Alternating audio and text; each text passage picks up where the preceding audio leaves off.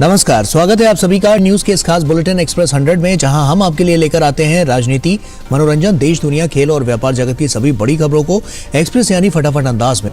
तो देखिए खबरें तेज रफ्तार से। इजराइल से 286 भारतीय और 18 नेपाली नागरिकों को लेकर 5वीं फ्लाइट पहुंची दिल्ली। इजराइल से अब तक ऑपरेशन अजय के तहत 1000 से अधिक भारतीय नागरिकों को निकाला जा चुका है। इजराइल हमास के बीच जारी युद्ध में फंसे भारतीय धीरे धीरे स्वदेश लौट रहे हैं। ऑपरेशन अजय के तहत भारतीय लोगों को निकाल जा रहा है। इस बीच मंगलवार देर रात इजराइल से 286 भारतीय और 18 नेपाली नागरिकों को लेकर 5वीं फ्लाइट दिल्ली पहुंची। केंद्रीय मंत्री एल मुरुगन ने किया लोगों का स्वागत किया। इस दौरान केंद्रीय मंत्री एल मुरुगन ने कहा कि जहां भी भारतीय फंसे हैं, हमारी प्राथमिकता उन्हें वापस लाना है। हमने ऑपरेशन गंगा और ऑपरेशन कावेरी को सफलतापूर्वक चलाया है। अब ऑपरेशन अजय के तहत हम लोगों को इजराइल से वापस ला रहे हैं। यह 5वीं उड़ान है। हमने अब तक 1180 लोगों को इजराइल से सफलतापूर्वक भारत लाया है। अपने नागरिकों को इजराइल से लाने वाला पहला देश भारत है। इसके अलावा हम अपने पड़ोसी देश नेपाल के लोगों को भी ला रहे हैं।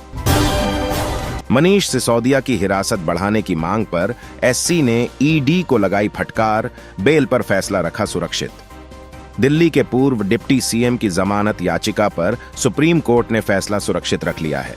इसके साथ ही केंद्रीय एजेंसियों पर सख्त टिप्पणी करते हुए कहा कि सिसोदिया को अनिश्चित काल तक जेल में नहीं रखा सकता।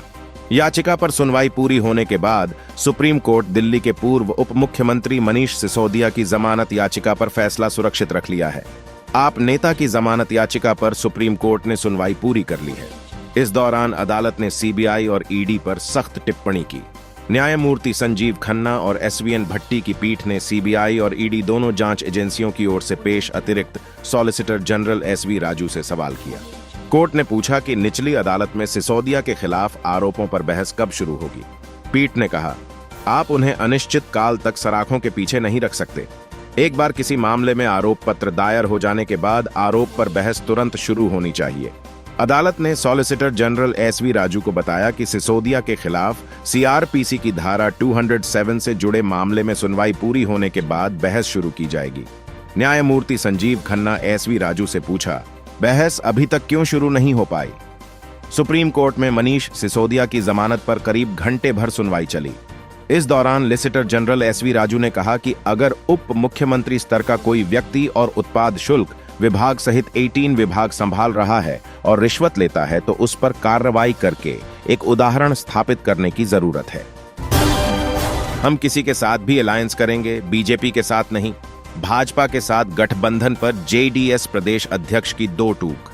लोकसभा चुनाव से पहले बीजेपी पार्टी समर्थित गठबंधन एनडीए का कुनबा बढ़ रहा है। ऐसे में बीजेपी के साथ जनता दल, सेक्युलर, जेडीएस के भी जुड़ने की खबरें लगातार सामने आ रही है। लेकिन इस बीच अब जेडीएस में टूट होने के संकेत सामने आने लगे हैं। कर्नाटक जेडीएस के प्रदेश अध्यक्ष सीएम इब्राहिम के बयान से इसकी साफ आशंका जाहिर हो रही है। बीजेपी के साथ गठबंधन के सवाल पर उन्होंने अपनी मंशा जाहिर करते हुए कहा कि हम किसी के साथ भी अलायंस करेंगे, लेकिन बीजेपी के साथ नहीं। बेंगलुरु में मीडिया से बात करते हुए कर्नाटक जेडीएस अध्यक्ष सीएम इब्राहिम ने कहा कि मैं जेडीएस का प्रदेश अध्यक्ष हूं। हम तय करेंगे कि बीजेपी को छोड़कर किसके साथ गठबंधन करना है। मैं उनसे, कुमारस्वामी से वापस आने के लिए कहूंगा। उन्होंने कहा कि हम किसके साथ भी अलायंस करेंगे सिवाय बीजेपी के। मैं बीजेपी के साथ गठबंधन नहीं करूंगा। ऐसे में विपक्षी गठबंधन इंडिया और एनडीए है। ऐसे में हम इनके साथ, इंडिया साथ बात करेंगे। कर्नाटक अध्यक्ष ने कहा, उनके एचडी देवगौड़ा पास तमिलनाडु, महाराष्ट्र और केरल नहीं है। मेरे पास कम से कम कर्नाटक तो है। ऐसे में वो एचडी देवगौड़ा राष्ट्रीय अध्यक्ष कैसे हो सकते हैं? एचडी देवगौड़ा मेरे पिता समान है और एचडी कुमारस्वामी मेरे छोटे भाई जैसे हैं। ऐसे में कहता हूं कि वापस आ जाओ। पीएम मोदी ने गूगल के सीईओ से की बात। इलेक्ट्रॉनिक्स विनिर्माण विस्तार पर जोर। सुंदर पिचाई ने पीएम को कहा थैंक्स। प्रधानमंत्री नरेंद्र मोदी ने सोमवार देर रात गूगल और अल्फाबेट के सीईओ सुंदर पिचाई से बातचीत की। प्रधानमंत्री मोदी और सुंदर पिचाई ने भारत में इलेक्ट्रॉनिक्स विनिर्माण इकोसिस्टम के विस्तार पर चर्चा की। साथ ही सुंदर पिचाई ने गूगल की योजना पर चर्चा की। पीएम मोदी ने भारत में क्रोमबुक के निर्माण के लिए HP के साथ गूगल की साझेदारी की सराहना की। भारत का विभाजन ऐतिहासिक गलती, ओवैसी बोले कभी नहीं होना चाहिए था बंटवारा। जानिए किसे ठहरा रहे हैं कसूरवार। हैदराबाद के सांसद असदुद्दीन ओवैसी ने देश के विभाजन को ऐतिहासिक गलती बताया है। यह लगभग उसी तरह की लाइन है जो राष्ट्रीय स्वयंसेवक संघ और बीजेपी की ओर से ली जाती रही है। AIMIM सांसद ने देश के विभाजन को दुर्भाग्यपूर्ण बताते हुए यहां तक कहा है कि यह कभी नहीं होना चाहिए था।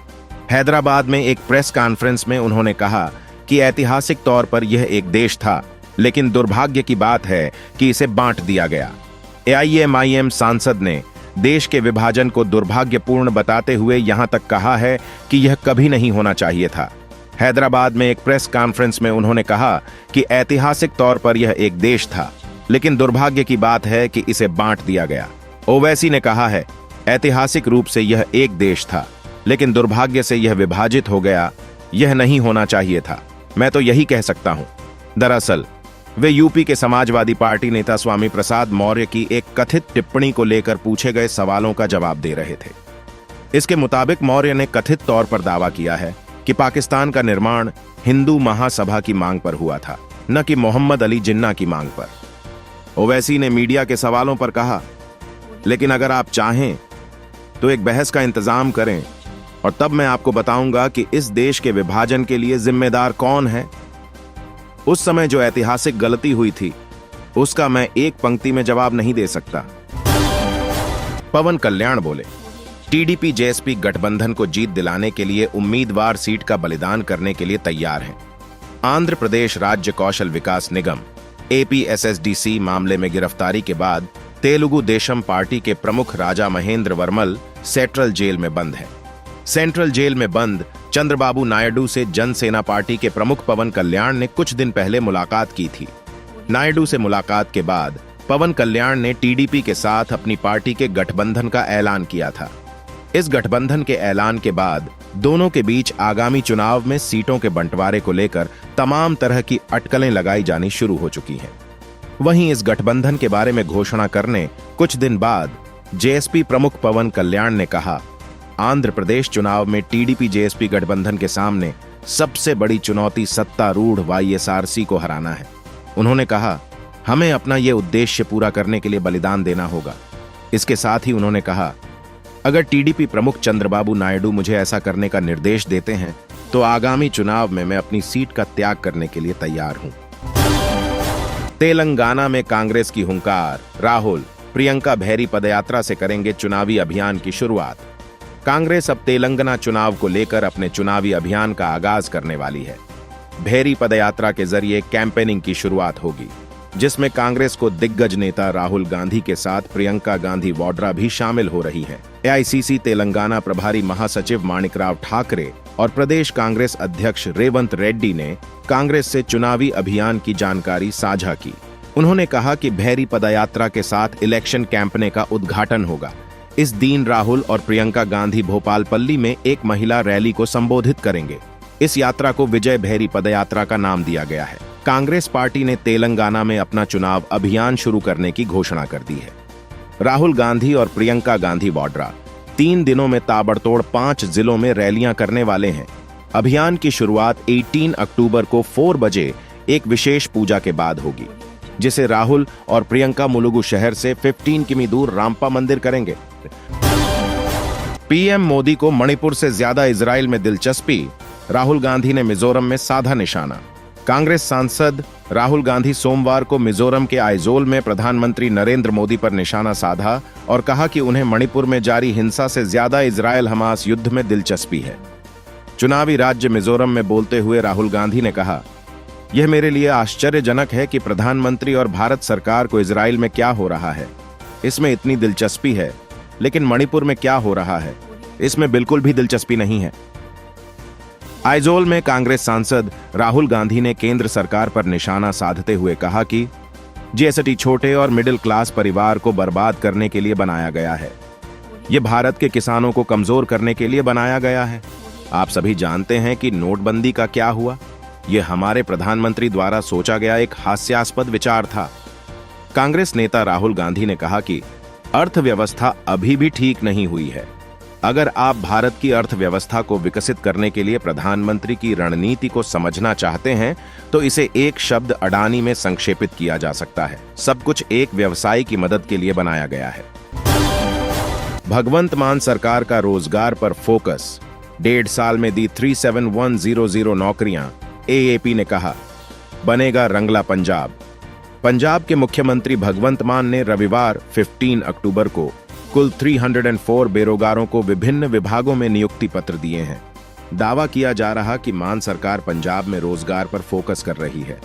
पार्टी की ओर से नियुक्ति पत्र वितरण की तस्वीरें शेयर करते हुए कहा कि सीएम मान ने रंगला पंजाब बनाने की दिशा में कई बड़े कदम उठाए हैं। रोजगार के क्षेत्र में सरकार का फोकस एक बड़ा प्रयास है। पंजाब की मान सरकार की तरफ से प्रदेश के नौजवानों को नौकरी दिलाने के लिए मिशन रोजगार जारी है। सरकार लगातार युवाओं को नौकरियां देने की ओर ठोस कदम उठा रही है। मिशन रोजगार के तहत रविवार को सीएम भगवंत मान प्रदेश के 304 नौजवानों ज्वाइनिंग लेटर दिए हैं। सीएम मान चंडीगढ़ में म्यूनिसिपल भवन में सुबह 11 बजे सभी 304 नौजवानों को नियुक्ति पत्र दिए हैं। आम आदमी पार्टी ने रविवार को भगवंत मान सरकार की ओर से अब तक पंजाब में युवाओं की दी गई नौकरियों का एक डेटा दिया है। पार्टी ने एक्स पर एक पोस्ट में दावा किया कि भगवंत मान सरकार ने अपने पिछले 1.5 के कार्यकाल में कुल 37,100 नौकरियां दी हैं। ये क्रम आगे भी जारी है। आपने कहा, रंगला पंजाब पर सीएम भगवंत मान, नौजवानों को मिले रोजगार तभी बनेगा रंगला पंजाब। सीएम भगवंत मान ने तमाम विभागों के 304 नवनियुक्त नौजवानों को नियुक्ति पत्र सौंपे। इसी के साथ पंजाब में पिछले 1.5 सालों में कुल सरकारी नौकरियों का आंकड़ा पहुंचा 37,100। सीएम मान द्वारा की गई ये नियुक्तियां गृह विभाग, माल विभाग और ट्रांसपोर्ट विभाग में दी गई हैं। दरअसल मान सरकार द्वारा शुरू किए गए मिशन रोजगार के तहत शुरुआत में ही सीएम मान ने साफ कहा था कि पंजाब को रंगला पंजाब बनाना है, जिसके लिए लगातार काम करना होगा। तो दोस्तों, ये थी अब तक की सभी बड़ी खबरों की अपडेट्स। टुडे ब्रेकिंग न्यूज और लेटेस्ट खबरों को देखने के लिए हमारे चैनल को सब्सक्राइब जरूर कर लें। वीडियो को लाइक और शेयर भी जरूर कर दें। वीडियो देखने के लिए बहुत बहुत धन्यवाद।